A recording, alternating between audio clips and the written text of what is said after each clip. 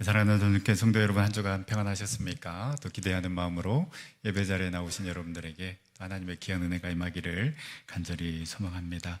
오늘은 성숙 시리즈 세 번째 성령을 따라 행하라 라는 제목으로 함께 은혜를 나누고자 합니다. 우리가 성숙한 사람이다 라고 할 때 과연 무엇을 보고 성숙한 사람이라고 할 수 있겠습니까? 직분이 목사라서 또 장로님이라고 또 권사님이라고 안수집사님이라고 해서 우리가 과연 성숙한 사람이라고 이야기할 수 있을까? 직분은 역할이지 직분 그 자체가 성숙도를 표현하는 것은 아닙니다. 또 신앙의 연수가 길다고 해서 그 연수만큼 성숙하다라고 말할 수 있습니까? 아닙니다. 어쩌면 이제 막 신앙생활 하시는 분들이 오히려 더 성숙할 수 있습니다. 왜냐하면 이분들은 갈급함이 있고 설레임이 있습니다. 오늘 어떤 말씀을 주실까? 또 내가 이 말씀대로 살아가면 또 하나님께서 내 삶을 어떻게 인도하실까라는 기대감이 있는데, 신앙생활을 오래 하면 오래 할수록 점점 이 기대감이나 설레임은 사라지고 의무감으로 감당하는 것을 볼 수 있습니다. 그러면 정말 그 성숙한 사람은 어떤 사람입니까? 어떻게 알 수 있습니까? 열매로 알 수가 있습니다. 우리가 좋은 나무는 어떻습니까? 좋은 열매를 맺는 나무를 좋은 나무라고 하듯이 성숙한 사람은 반드시 삶의 열매로 드러나게 되어 있습니다. 그래서 그 사람을 통해서 좋은 영향력이 흘러갑니다. 그 사람을 통해서 그 공동체가 변화가 일어납니다. 그래서 성숙한 사람은 말이 다릅니다. 태도가 다릅니다. 행동이 다릅니다. 그리고 어떤 문제에 대한 해석도 다릅니다. 그래서 우리가 감동을 받고 저 사람, 저분 정말 우리랑은 다르구나 라는 칭찬이 절로 나오는 사람이 바로 성숙한 사람이라고 할 수 있습니다. 왜 기독교인들이 욕을 먹습니까? 교회에서의 삶과 가정과 사회에서의, 직장에서의 삶의 모습이 다르기 때문입니다. 즉, 성숙하지 못하기 때문에 지탄의 대상이 되고 있는 것입니다. 그러면 어떻게 해야 되겠습니까? 오늘 말씀의 제목에 답이 있습니다. 성령을 따라 행하는 삶을 살아가는 것, 바로 이 사람이 성숙한 사람이라고 할 수 있습니다. 따라서 성숙한 사람은 곧 성령의 사람이라고도 할 수 있는데요, 16절 말씀에 보면 성령을 따라 행하라 라고 이렇게 권면하고 있는데요, 성령을 따라 행하는 삶은 문자적으로 직역하면 너희는 이 성령 안에서 걸어다녀라 라는 의미입니다.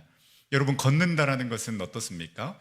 보조를 맞춰서 늘 함께 하는 것 아니겠습니까? 즉, 성령님과 함께 보조를 맞추면서 늘 함께 걸어가라는 것입니다. 성령님보다 앞서지 말라는 의미입니다. 그리고 이 성령 안에서 걸어다녀라 라는 이 표현은 현재 시제입니다. 그러니까 한 번은 뜨거웠다가 또 식었다가 또 동굴로 들어갔다가 또 다시 뜨거워졌다가 이렇게 반복하는 삶이 성령을 따라 행하는 삶이 아니라 늘 꾸준히 늘 함께 변함없이 성령님과 함께 동행하는 그 삶을 이야기하고 있는 것입니다. 그러면 우리가 이렇게 성령님과 함께 동행할 때 우리가 누릴 수 있는 그 축복과 은혜는 무엇입니까? 세 가지를 생각해 보고자 하는데요, 첫 번째는 이 성령님과 함께 동행할 때 우리는 진정한 자유자의 삶을 살아갈 수가 있습니다. 즉, 성숙한 사람은 어떠한 사람인가? 성령의 사람인데, 이 성령의 사람은 바로 참된 자유함을 누리는 자가 성령의 사람이라고 할 수 있습니다. 갈라디아서의 핵심 두 구절이 있습니다. 우리가 잘 아는 갈라디아서 2장 20절 말씀과 갈라디아서 5장 13절 말씀인데요, 갈라디아서 2장 20절 말씀 우리 다 함께 한번 읽어보도록 하겠습니다. 내가 그리스도와 함께 십자가에 못 박혔나니 그런즉 이제는 내가 사는 것이 아니요 오직 내 안에 그리스도께서 사시는 것이라. 이제 내가 육체 가운데 사는 것은 나를 사랑하사 나를 위하여 자기 자신을 버리신 하나님의 아들을 믿는 믿음 안에서 사는 것이라. 아멘. 갈라디아서의 핵심 주제는 이심득이입니다. 율법으로 우리가 뭔가를 행해서 구원을 받는 것이 아니라, 믿음으로 의롭다함을 얻는 것이 아니라, 우리의 죄를 사해 주시기 위해서 십자가 달려 돌아가신 예수 그리스도를 믿는 믿음으로 우리는 의롭게 되는데, 이 은혜를 누리는 사람은 어떻게 살아가야 하는가? 바로 내 안에 계신 그 그리스도와 함께 살아가는 삶이 진정한 구원받은 자의 삶, 거듭난 자의 삶이라고 이야기하고 있습니다. 그리고 갈라디아서 5장 13절은 예수 그리스도를 통해 제사함을 받은 자에게 주신 선물이 있는데 바로 그것이 무엇인가? 갈라디아서 5장 13절, 형제들아 너희가 자유를 위하여 부르심을 입었으나 그러나 그 자유로 육체의 기회를 삼지 말고 오직 사랑으로 서로 종노릇하라. 제사함을 받은 우리에게, 거듭난 우리에게 주신 그 선물이 있는데 바로 자유함이라는 것입니다. 갈라디아서 5장 1절 말씀도 똑같은 말씀인데요, 그리스도께서 우리를 자유롭게 하려고 자유를 주셨으니 그러므로 굳건하게 서서 다시는 종의 멍에를 매지 말라. 우리를 자유롭게 하기 위해서 하나님께서 예수 그리스도를 통하여서 우리에게 자유를 주셨습니다. 그래서 얽매이지 않고 자유자재, 능수능란의 삶을 살아가야 하는데 우리는 그렇게 살아가지 못합니다. 온갖 것들에 얽매여서 살아갑니다. 얽매이다 보면 우리는 집착할 수밖에 없습니다. 그리고 집착하게 되면 내 욕심과 욕망이 투영될 수밖에 없습니다. 그렇게 내 욕심과 내 욕망이 투영되면 차분하게 하나님의 뜻과 계획을 묵상할 여유가 없습니다. 그래서 늘 쫓기는 삶을 살아갈 수밖에 없고, 그러다 보면 이미 하나님께서 나에게 베풀어 주신 그 은혜에 감사하기보다는 지금 나에게 없는 것을 바라보며 원망과 불평, 불만족 등 감사를 잃어버리는 삶을 살아갈 수밖에 없습니다. 특히 우리는 돈에 얽매여서 살아갑니다. 돈에 얽매이다 보면 우리는 자족을 잃게 됩니다. 그래서 바울은 어떻게 고백합니까? 빌립보서 4장 11절에서 12절 말씀, 내가 궁핍함으로 말하는 것이 아니니라. 어떠한 형편에서든지 나는 자족하기를 배웠노라. 나는 비천에 처할 줄도 알고 풍부에 처할 줄도 알아. 모든 일 곧 배부름과 배고픔과 풍부와 궁핍에도 처할 줄 아는 일체의 비결을 배웠노라 라고 바울은 고백합니다. 바울이 이렇게 고백할 수 있는 것, 어떻게 이러한 삶이 가능할까? 빌립보서 4장 13절 말씀, 내게 능력 주시는 자 안에서 내가 모든 것을 할 수 있느니라. 한국교회 교인들이 제일 좋아하는 말씀입니다. 그렇지만 한국교회 교인들이 가장 잘못 해석하고 있는 말씀도 바로 이 빌립보서 4장 13절 말씀입니다. 이 말씀은 우리의 모든 문제를 해결해주는 맞는 키의 말씀도 아니에요. 내게 능력 주시는 자 안에서 내가 모든 것을 할 수 있기 때문에 긍정적인 사고방식을 가지고 살아가라라는 말씀도 아닙니다. 이 말씀은 하나님의 능력이 나에게 임하면 내가 풍족에 처할 때도 하나님께서 깨달음을 주셔서 이 은혜가 결코 내 힘으로 된 것이 아님을 깨닫게 함으로 말미암아 하나님께 더욱더 감사할 수 있는 그 능력을 주신다라는 것입니다. 내가 비천에 처할 때도 하나님께서는 깨달음을 주셔서 더욱더 하나님을 붙잡게 해주는 능력을 주신다라는 의미이지, 우리가 하나님께 구하면 하나님께서 모든 것을 우리에게 주신다라는 맞는 키의 말씀이 아니라는 것입니다. 여러분 삶에 풍부함과 배부름이 있습니까? 그 풍요와 그 풍요를 허락하여 주신 주님께 집중할 수 있기를 축복합니다. 우리가 풍요할 때, 풍부할 때 교만하지 않고 오히려 주님께 감사하며 인색하지 않고 베풀 수 있는 능력이 우리가 하나님께 구하면서 나아가야 되는 것입니다. 혹 궁핍과 부족함이 있습니까? 그것 때문에 원망하지 말고 그 부족함과 궁핍 때문에 오히려 주님을 붙잡을 수 있는 능력이 우리에게 있기를 소망합니다. 그래서 우리가 돈에 얽매이는 것이 아니라 주님 주신 능력으로 그 어떠한 형편에서든지 자족하며 감사하는 삶, 그 정말 자유자의 삶을 살아갈 수 있기를 소망합니다. 일단 우리는 다른 사람의 말에, 평가에 얽매입니다. 그 사람이 나에게 무슨 말을 했는지, 나를 어떻게 평가했는지 그 말과 평가 때문에 천당과 지옥을 오갑니다. 그냥 아무 의미 없이 한 말인데 곱씹고 곱씹으면서 스스로 나 자신을 힘들게 합니다. 이스라엘의 첫 번째 왕인 사울이 그 인생의 후반부를 굉장히 불행하게 살아갈 수밖에 없었는데 그 이유가 무엇인가? 다윗이 골리앗을 죽인 다음에 여인들이 사울은 천천히요, 다윗은 만만이다.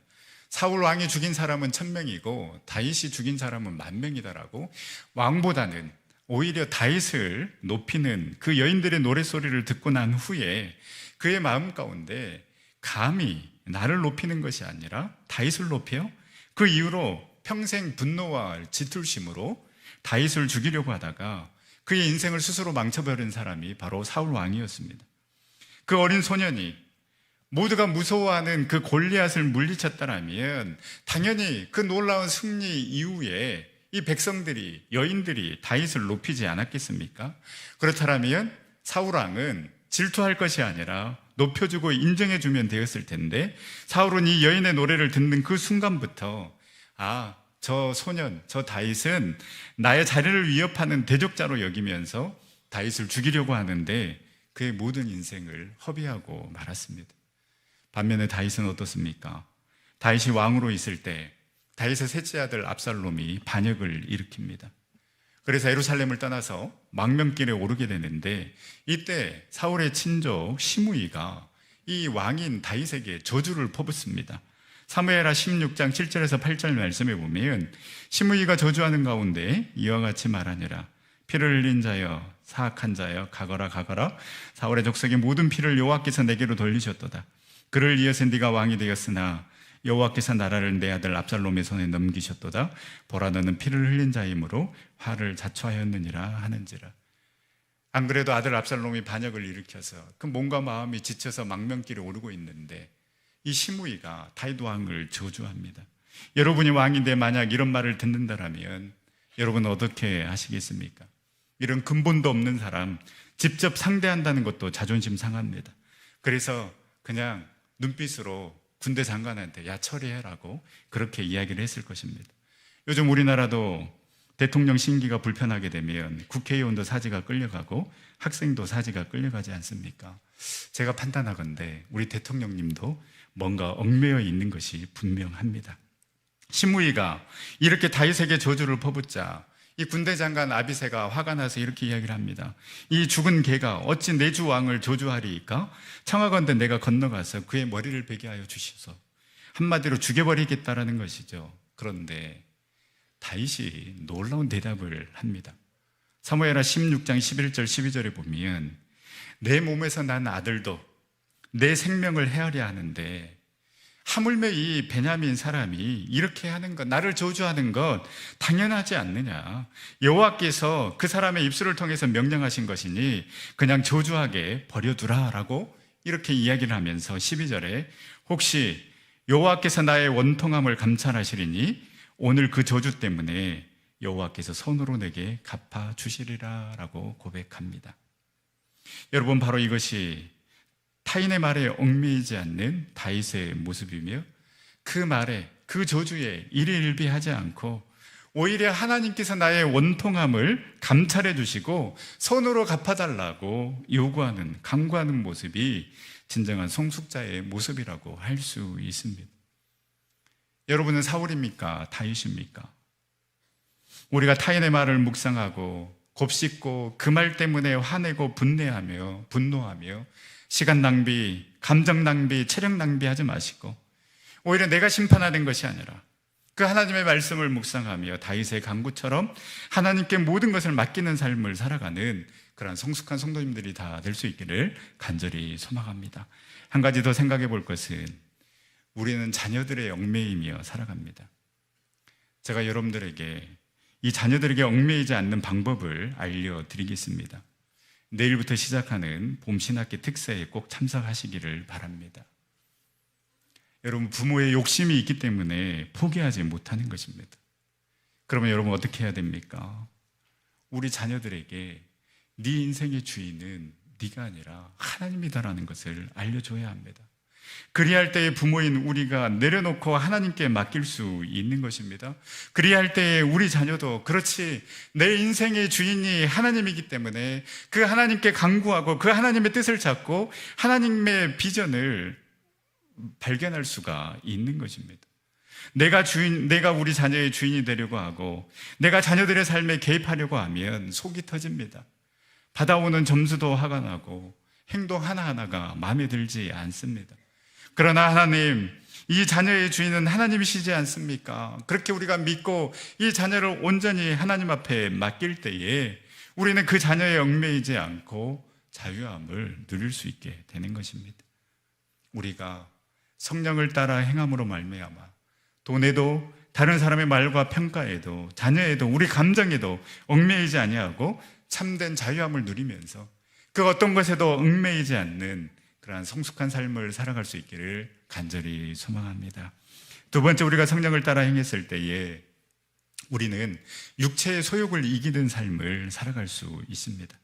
오늘 우리가 읽은 본문 말씀은 우리가 예수 그리스도로 말미암아 예수 그리스도께서 우리에게 자유를 주셨는데, 그런데 이 자유를 통하여서 육체의 기회를 삼아 육체의 욕심대로 살아가는 사람이 있고, 이 자유를 통하여서 사랑으로 서로 종노릇하며 성령의 열매를 맺는 사람이 있다라고 이야기를 합니다.